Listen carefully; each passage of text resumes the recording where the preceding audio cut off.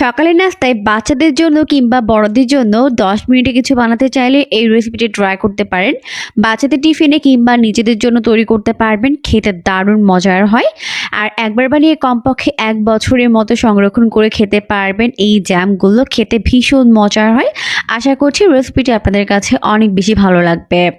Orange jelly বানানোর জন্য আমি এখানে কিছু কমলা নিয়েছি, আর এখন কিন্তু বাজারে বেশ কম দামে এগুলো কিনতে পাওয়া যায়। এই জেলিগুলো কমপক্ষে একবার বানিয়ে ১ মাসের মতো সংরক্ষণ করেও খেতে পারবেন। খুব সহজে তৈরি করে নেওয়া যায় আর খেতেও হয় দারুণ মজার। তো প্রথমে আমি কমলার খোসাগুলোকে এভাবে করে ছাড়িয়ে নিলাম। কমলার খোসাগুলোকে ছাড়িয়ে নেওয়ার পর এখন আমি এখানে কিছু কমলার খোসা নিয়েছি, আর এগুলোকে এরকম পাতলা পাতলা করে স্লাইস করে কেটে নিব। চাইলে কিন্তু গ্রেট করে নিতে পারবেন, আবার চাইলে এভাবেও দিতে পারবেন। এতে করে কিন্তু অরেঞ্জ জ্যামের ফ্লেভারটা অনেক বেশি স্ট্রং হবে।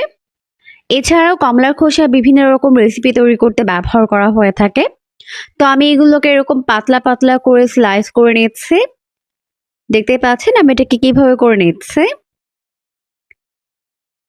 তো এইভাবে আমি সবগুলোকে স্লাইস করে নিয়েছি, দেখতেই পাচ্ছেন। তো এতটুকু হলেই হবে। তো এখন আমি প্রথমে কমলাগুলোকে চিপে কমলা থেকে রসগুলোকে বের করে নিচ্ছি। দেখতেই পাচ্ছেন আমি এটাকে কিভাবে করে নিচ্ছি।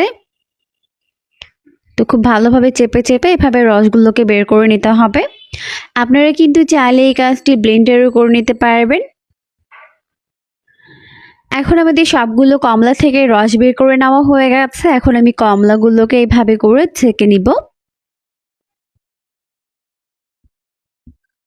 তো সম্পূর্ণ রসগুলোকে এভাবে ছেঁকে নেওয়ার পর এখন আমি এগুলোকে সরাসরি একটি ফ্রাই প্যানের মধ্যে নিয়ে নিব।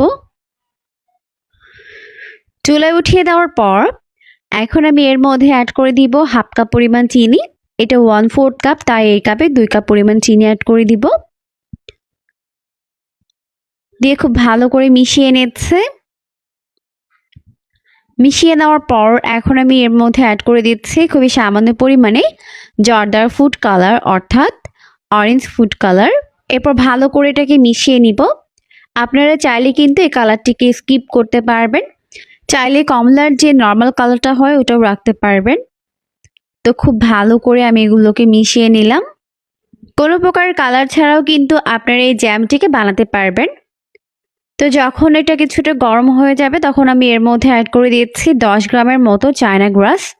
আপনারা চাইলে কিন্তু এখানে চায়না গ্রাসের পরিবর্তে জেলোটিনও ব্যবহার করতে পারবেন। আপনাদের হাতের কাছে যেটাই থাকে সেটাই দিয়ে দিতে পারবেন।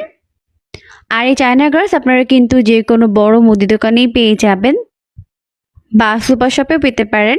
এখন সবকিছুকে ভালোভাবে 4 থেকে 5 মিনিটের মতো জাল করে নিতে হবে। মাত্র 5 মিনিটে কিন্তু এত মজাদার একটা জ্যাম বা জেলি তৈরি করে নেওয়া যায়। তো এখন হয়ে গেছে, এটাকে চুলা থেকে নামিয়ে নিচ্ছে। চুলা থেকে নামিয়ে এটাকে ছেঁকে নিতে হবে। যেহেতু এখানে চায়না গ্রাস রয়েছে তাই কিন্তু এটাকে অবশ্যই ছেঁকে নিতে হবে।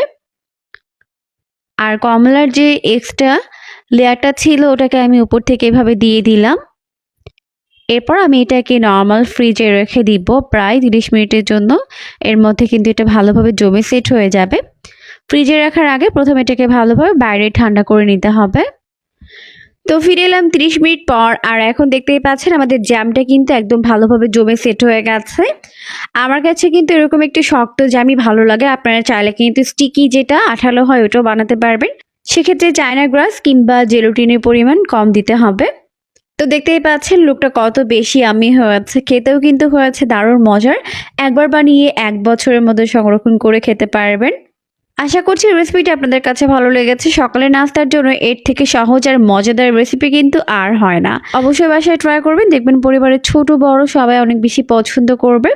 পরবর্তী ভিডিও দেখার আমন্ত্রণ জানিয়ে আজকের মতো এখানেই বিদায় নিচ্ছি। সবাই অনেক অনেক বেশি ভালো থাকবেন। আল্লাহ হাফেজ।